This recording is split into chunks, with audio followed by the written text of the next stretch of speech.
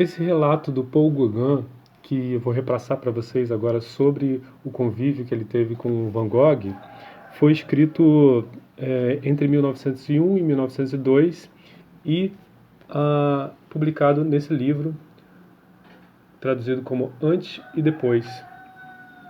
São, então, memórias do Gauguin. E ele escreveu esse livro depois de sair do Tahiti, né?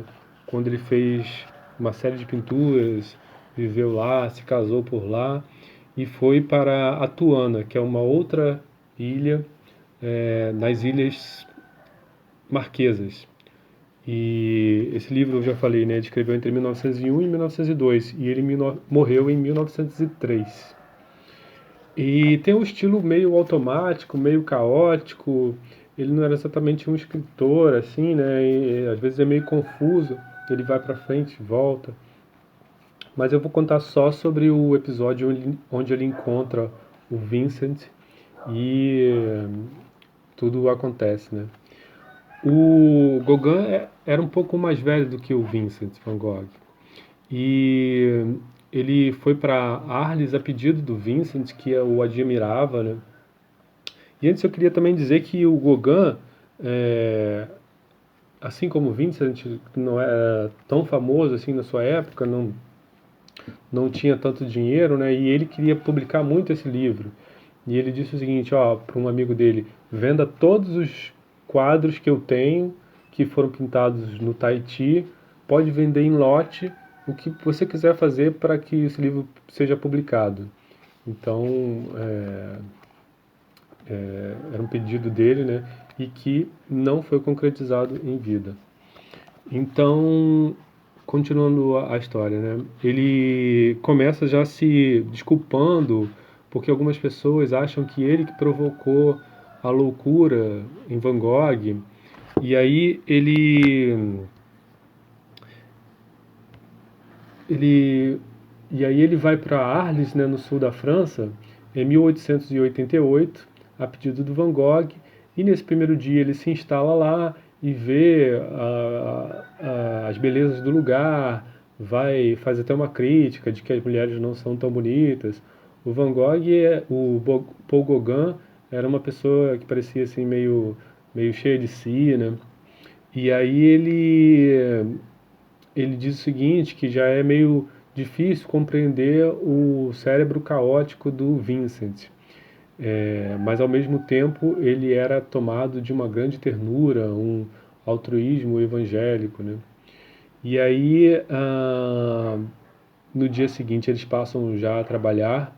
O Gauguin vê que o Vincent mistura todas as cores, os tubos ficam abertos, os tubos de tinta ficam desordenados e tem uma caixinha que eles colocam o dinheiro e que juntam as finanças, o que modestamente o Theo, irmão do Van Gogh, mandava para ele colocava na caixinha e tudo ficava lá e do lado tinha um papel para anotar o que foi tirado, o que foi pago, né? Pago o aluguel, a comida e tudo mais. O Gauguin começa a cozinhar para economizar um pouco de dinheiro, né? Do restaurante. Diz uma vez que o Van Gogh foi fazer uma sopa e fez uma sopa que parecia a pintura dele, cheia de cores e ficou intragável a sopa, ninguém comeu naquela noite. Então ele fala que eles ficaram juntos por um tempo que ele nem sabe dizer quanto, mas que pareceu um século, né? E teve como uma espécie de febre de trabalho, eles trabalharam muito, né? Depois que ele conseguiu se consolidar lá, ele queria perceber os cheiros, perceber como é que são as coisas, né? Se instalar realmente em Arles. E ele diz que deu algumas dicas sobre cores para Van Gogh, e Van Gogh ficou eternamente grato a ele porque estava fazendo um certo estilo pós-impressionista que ele não estava conseguindo chegar ao resultado esperado, Van Gogh, e o Gauguin teria ajudado a ele. Mas depois de um tempo, o Vincent teria se tornado brusco, meio violento e depois taciturno. Às vezes ele estava dormindo, o Gauguin, e acordava e via que tinha uma figura em pé ao lado da cama. Era o Van Gogh, né? E ele ficava assustado. Então ele até chegou a pintar o Van Gogh com os girassóis que ele gostava, né? E o Van Gogh, quando viu a pintura do Gauguin, que o retratava com os girassóis, disse: realmente, sou eu mesmo, mas nessa pintura eu estou enlouquecido. Então já deu uma pista, né, para o Gauguin do que poderia estar acontecendo com o Van Gogh. Né? Eles um dia foram a um café à noite, né, e o Gauguin diz que do nada o Vincent jogou nele um copo com absinto, o absinto e o copo junto, na cara do Gauguin, e o Gauguin conseguiu desviar. Ele conseguiu levar o Van Gogh, que estava meio bêbado, para casa, deixou-o numa cama, e no dia seguinte o Van Gogh acorda e diz o seguinte: o Gauguin, eu acho que aconteceu alguma coisa. Tenho a impressão de que eu lhe ofendi ontem. Então o Gauguin, não, deixa pra lá, mas olha só, eu acho que eu vou ter que ir embora, vou escrever pro seu irmão dizendo que eu me vou, né? E aí, à noite ele foi dar um passeio, ele conta assim que para ver as ruas, e de repente viu uma figura se aproximando por trás dele. Ele então ele tem o instinto de se virar e percebe que tem uma pessoa atrás dele com uma navalha aberta na mão. E essa pessoa é o Van Gogh. Então, ele, quando olha diretamente para o Van Gogh, como se estivesse caindo em si, abaixa a cabeça, volta para casa, e aí o Gauguin fica realmente muito assustado e vai dormir num hotel.